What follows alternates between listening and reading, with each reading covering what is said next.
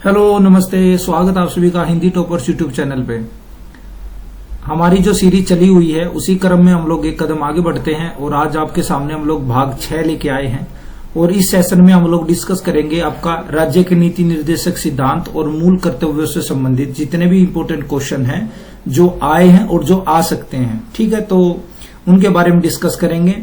इस एक वीडियो में ही आपका जितने भी आपके डीपीएसपी से संबंधित या मूल कर्तव्यों से संबंधित जो भी डाउट है वो सारे आपके एक वीडियो में ही कवर हो जाएंगे। ठीक है, ये जो आपके टॉप 20 क्वेश्चन रहेंगे ये आपके लिए सफिशिएंट रहेंगे। आपने पढ़ा है पहले से, आपने जो पढ़ रखा है उसका रिवीजन करने के लिए ये आपके पास बेस्ट सोर्स रहेगा। ठीक है, इससे ज्यादा आपको करने की नीड नहीं होगी।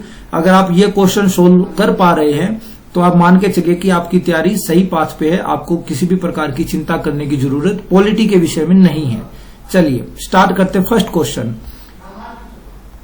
निम्नलिखित कथनों पर विचार कीजिए। समान न्याय एवं निःशुल्क विधि सहायता, उद्योगों के प्रबंधन में कर्मकारों की भागीदारी, सहकारी समितियों का उन्नयन, पर्यावरण का संरक्षण तथा संवर्धन, वन और वन्य जीवों की रक्षा, राष्ट्रीय महत्व के संस्कार को, स्थानों और वस्तुओं का संरक्षण। तो इन्होंने कहा कि कौन से नीति निर्देशक तत्वों को संविधान संशोधन के द्वारा जोड़ा गया है।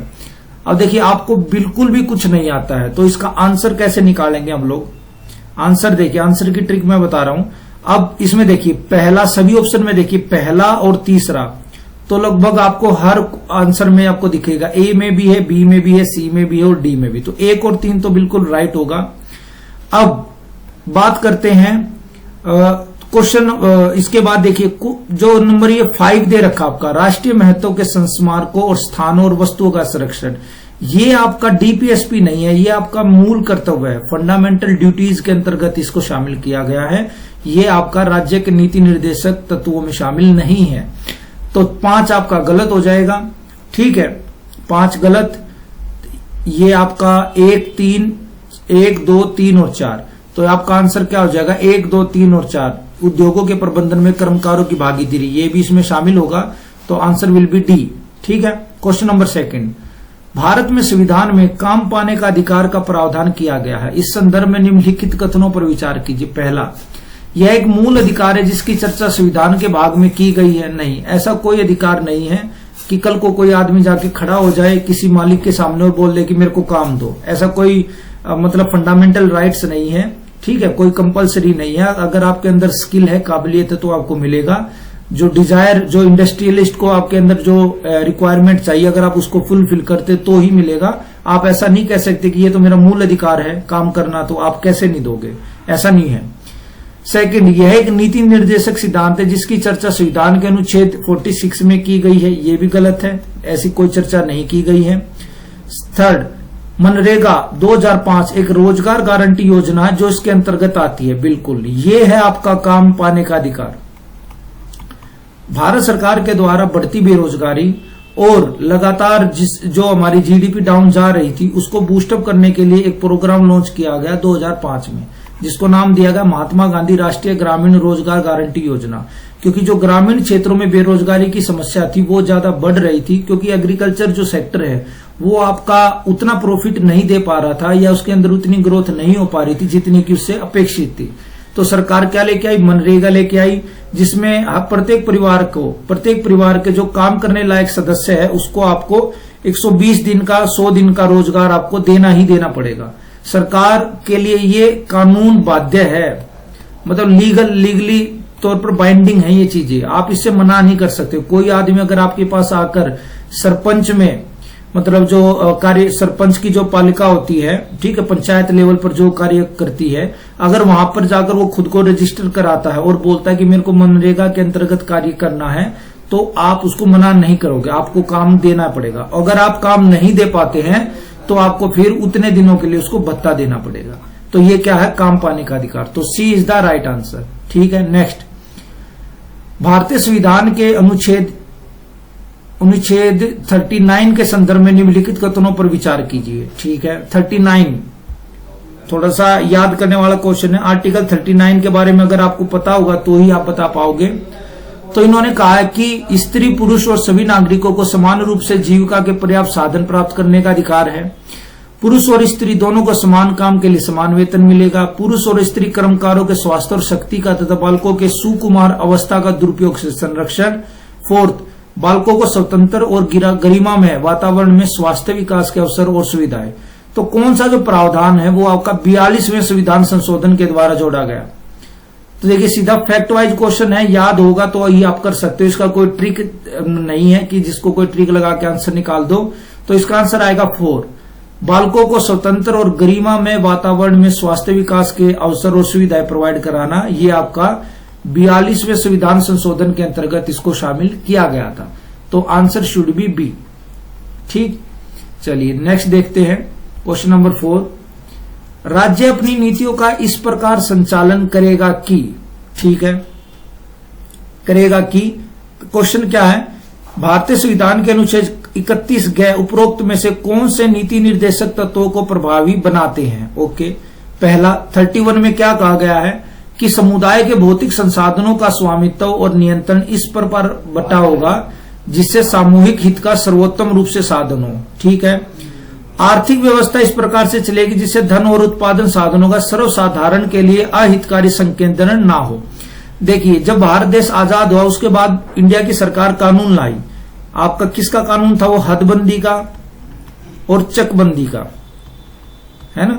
हदबंदी का मतलब क्या था कि मान लो किसी आदमी के पास 500 एकड़ जमीन है तो सरकार ने कानून ला दिया कि भाई आप कोई भी पर्सन, इंडिविजुअली पर्सन के पास 120 एकड़ से ज्यादा जमीन नहीं हो सकती।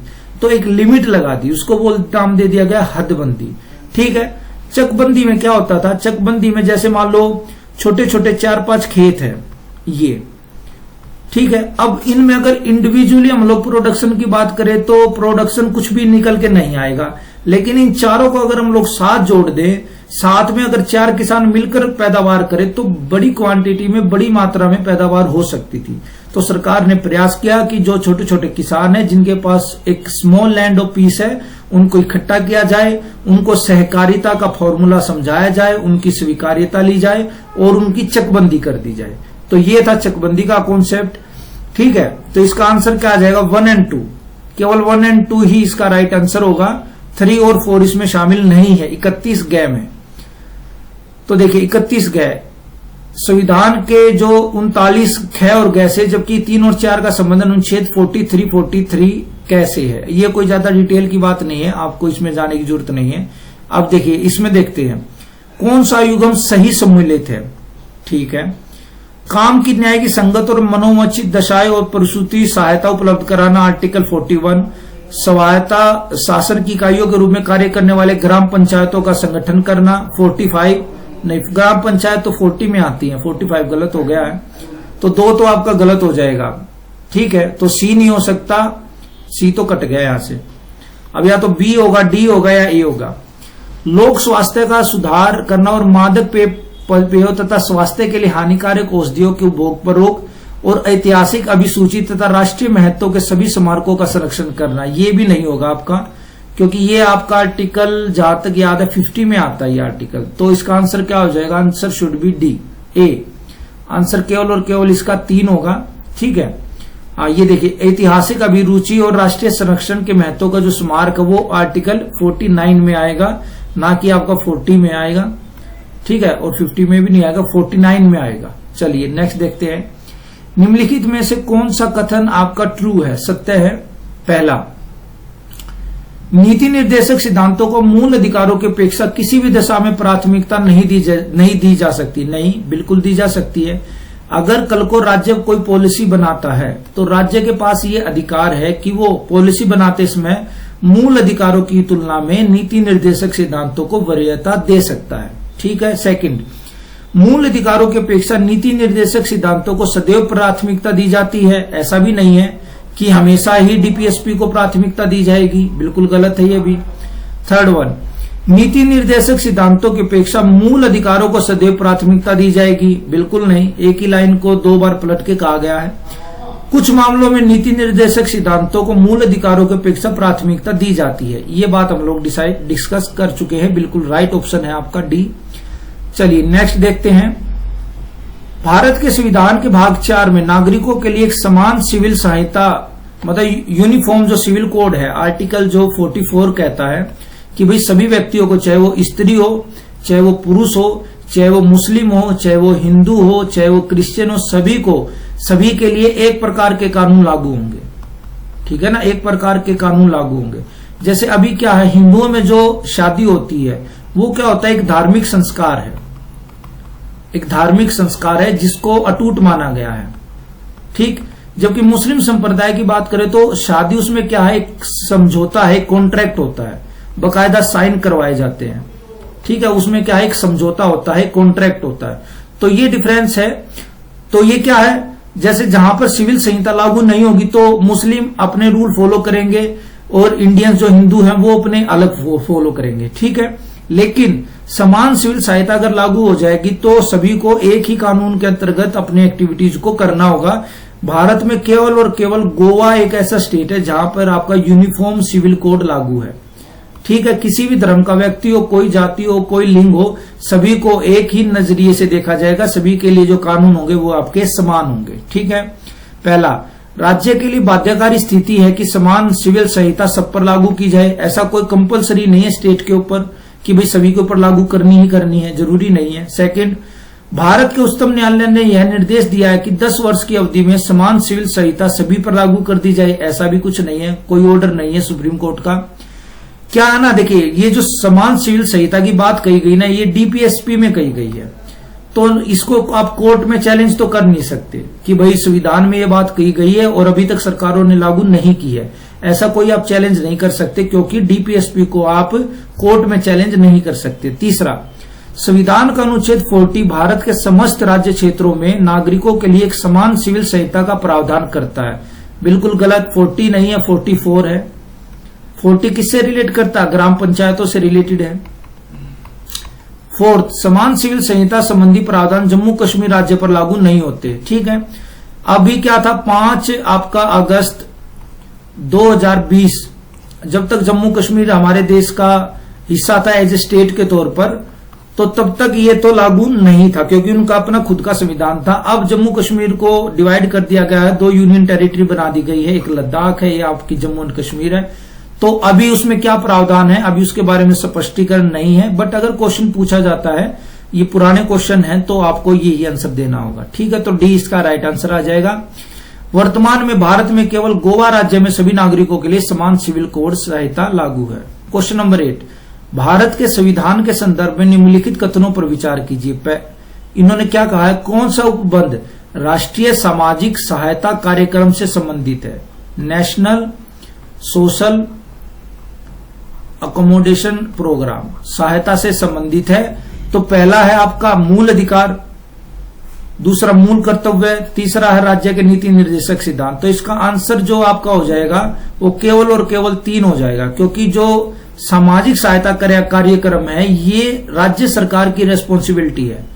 राज्य सरकार को ये जिम्मेदारी दी गई है, उनको ये निर्देश दिया गया है कि आप भारत में एक ऐसा इन्वायरमेंट क्रिएट कीजिए जिसमें प्रत्येक नागरिक के पास सामाजिक सहायता प्राप्त करने के समान अवसर आप प्रोवाइड करा सको।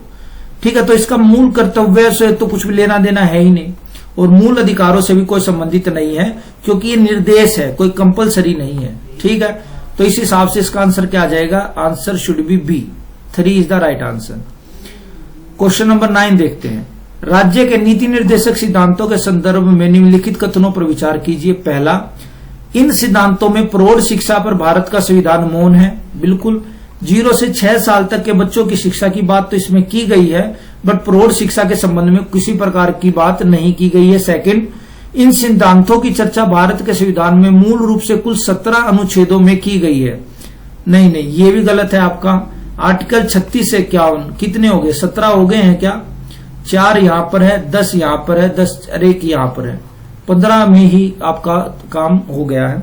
ठीक है, 16 में 36 भी काउंट होगा, तो 16 अनुच्छेदों में इसमें की पूरी की पूरी जो डीपीएसपी है वो 16 अनुच्छेदों में शामिल है, ना कि 17 में। ठीक है, आर्टिकल 36 से लेकर 51 तक। चलिए क्वेश्चन नंबर 10 देखते हैं। कौन सा सही सम्मिलित है? चलिए सही के बारे में देखना हमें। अंतर्राष्ट्रीय शांति और सुरक्षा आर्टिकल 50 में है। नहीं, आर्टिकल 50 में नहीं है, ये आपका आर्टिकल 51 में है, ये उल्टा दे रखा। वही मैंने आपको बार बार बोला, जब भी दो स्टेटमेंट एक साथ हो और आसपास का कोई भी स्टेटमेंट दे रखा तो आपके दिमाग में शक की गुई घूमनी चाहिए।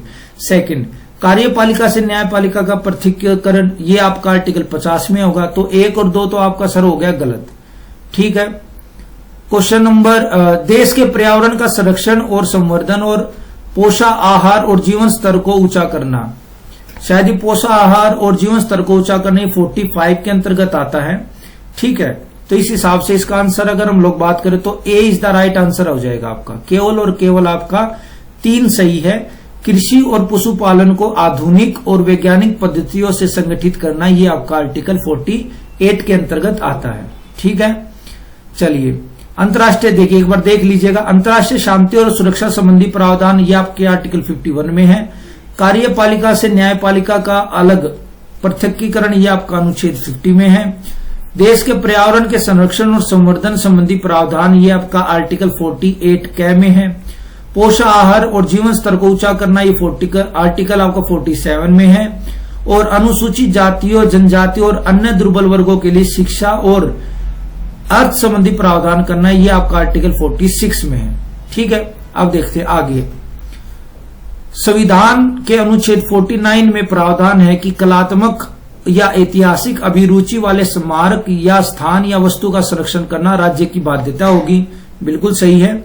सेकंड, संविधान के अनुच्छेद 46 में प्रावधान है कि अनुसूचित जातियों, अनुसूचित जनजातियों और अन्य दुर्बल वर्गों के सामाजिक अन्याय और सभी प्रकार के शोषण से राज्य उनकी रक्षा करेगा। ये भी सही है। दोनों ही स्टेटमेंट आपकी राइट है, इसमें 1 और 2 दोनों सही हैं, पहले डिस्कस कर चुके हैं। अब ये थोड़ा टिपिकल क्वेश्चन है, खैर यूपीएससी पूछती है इस तरीके के क्वेश्चन, तो आपको पता होना चाहिए। ठीक है, मूल अधिकार और राज्य के नीति निर्देशक तत्वों के संदर्भ में निम्नलिखित वादों पर विचार कीजिए। ये आपको टाइमलाइन के हिसाब से लगाने हैं, है ना, क्रोनोलॉजी में इनको लगाना, कौन पहले कौन बाद में हुआ।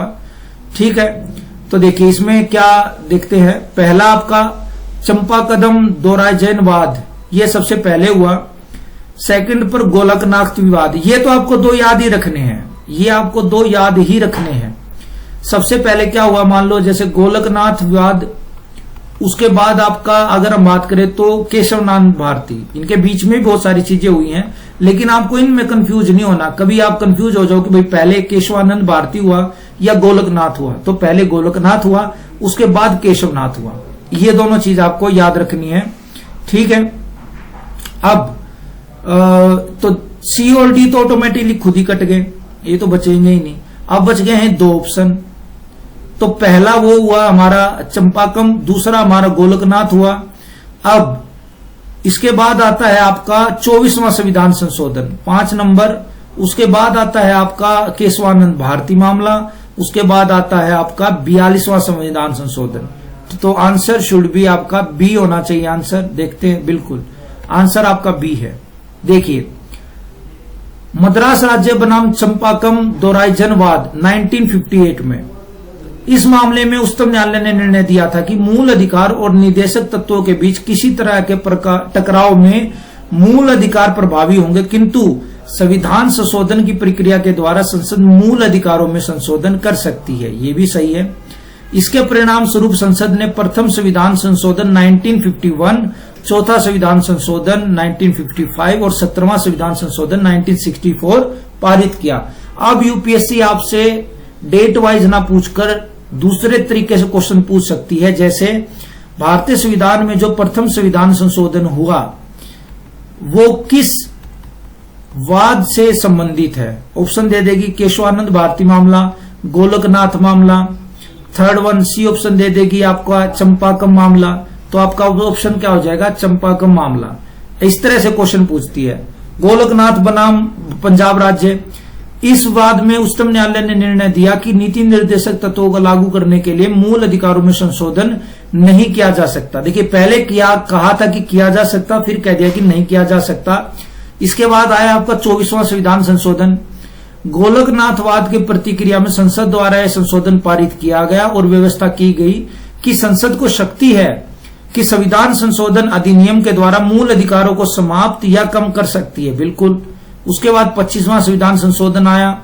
फिर उसके बाद आया एक ऐसा केस जिसने भारतीय संविधान को काफी हद तक प्रभावित किया है, या मैं कह सकता हूं काफी हद तक बदल कर रख दिया।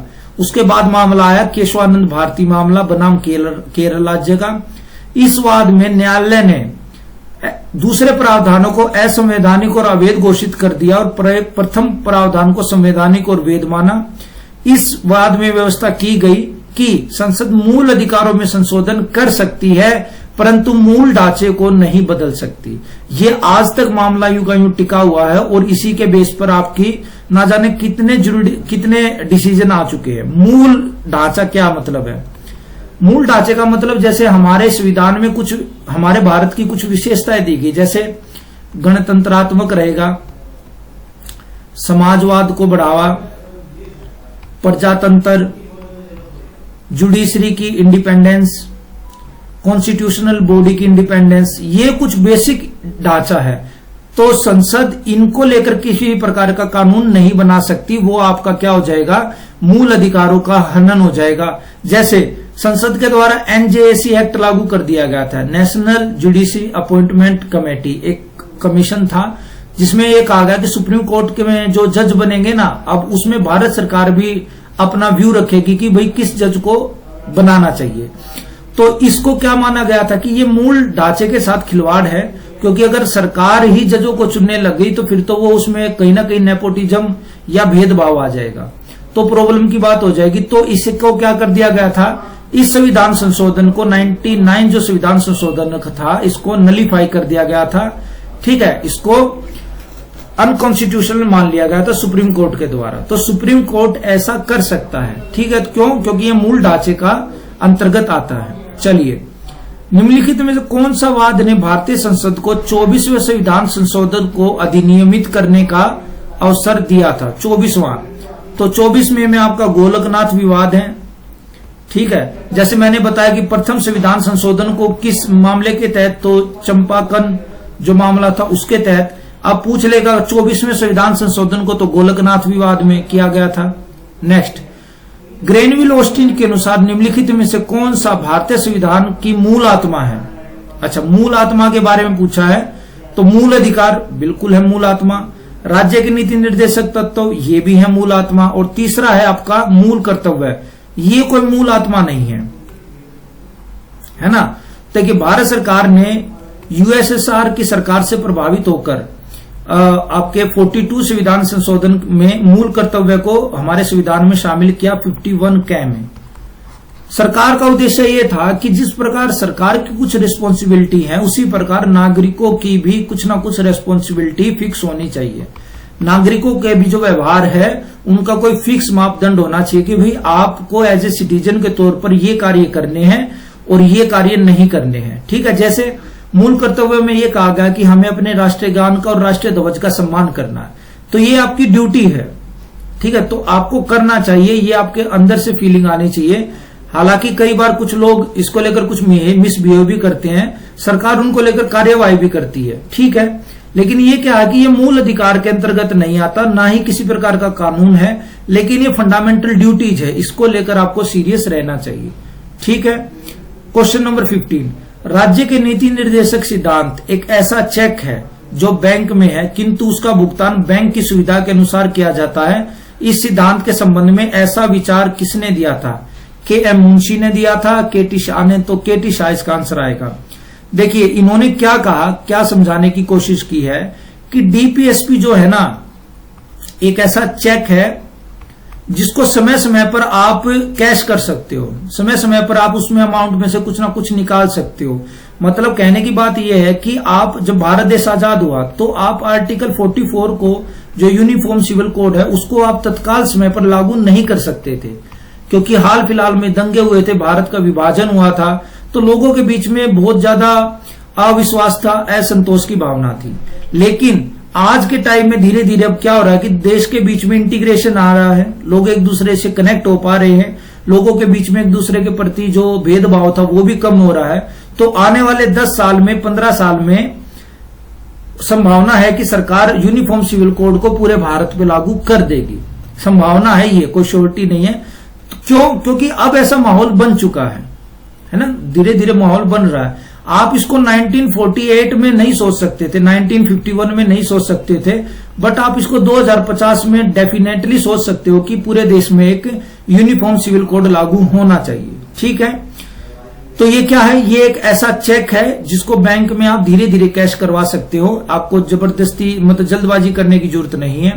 क्वेश्चन नंबर 16 देखिए, कौन सा कथन राज्य के नीति निर्देशक सिद्धांतों में शामिल है? बस ये देखना है आपको।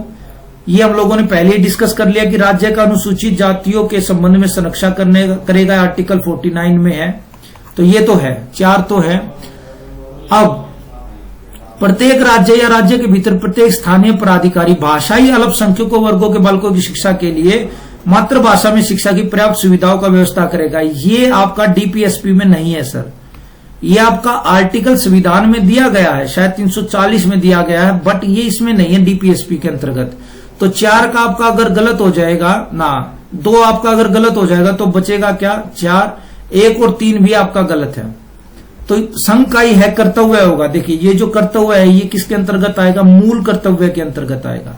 वह हिंदी के प्रसार को बढ़ाए, उसका विकास करे, सामाजिक संस्कृति और तत्वों की अभिव्यक्ति का माध्यम बने। ये क्या है, फंडामेंटल ड्यूटीज है। तो ये आपका डीपीएसपी में नहीं आएगा, ये फंडामेंटल ड्यूटीज में आएगा। दैट्स वाई आंसर इसका हो जाएगा बी। ठीक है, आंसर हो जाएगा बी। क्वेश्चन नंबर देखिए आगे, राज्य के नीति निर्देशक सिद्धांत के उद्देश्यों के संदर्भ में निम्नलिखित कथनों पर विचार कीजिए। उद्देश्य, डीपीएसपी लागू करने के क्या उद्देश्य है? पहला, एक लोक कल्याणकारी राज्य की स्थापना करना, बिल्कुल, वेलफेयर स्टेट की करना स्थापना। सेकंड, एक धार्मिक राज्य की स्थापना करना, नहीं सर, भारत से पहले हम लोग कह चुके कि भारत एक सेकुलर कंट्री है, एक धर्मनिरपेक्ष राज्य है, तो धार्मिक राज्य कैसे बनेगा? जैसे अब नेपाल को हिंदू राष्ट्र घोषित कर दिया गया, पाकिस्तान को मुस्लिम कंट्री घोषित कर दिया गया, क्या भारत को ऐसा किया गया है? तो भारत क्या है, धार्मिक राज्य की स्थापना नहीं है। तो दूसरा आपका गलत हो जाएगा, तो आपका बी और डी तो गया, एक ए और सी बचा। तीसरा, एक पंथ निरपेक्ष राज्य की स्थापना करना, बिल्कुल सही। तो आंसर शुड बी 1, 3 एंड 4। ठीक, चलिए क्वेश्चन नंबर 18 देखिए, भारतीय संविधान में वर्णित मूल कर्तव्यों के संदर्भ में निम्नलिखित कथनों पर विचार कीजिए। पहला, ये केवल नागरिकों के लिए है, बिल्कुल सही भाई। फंडामेंटल जो ड्यूटीज हैं वो किसके लिए हैं? नागरिकों के लिए है जो इंडिया के सिटीजन हैं।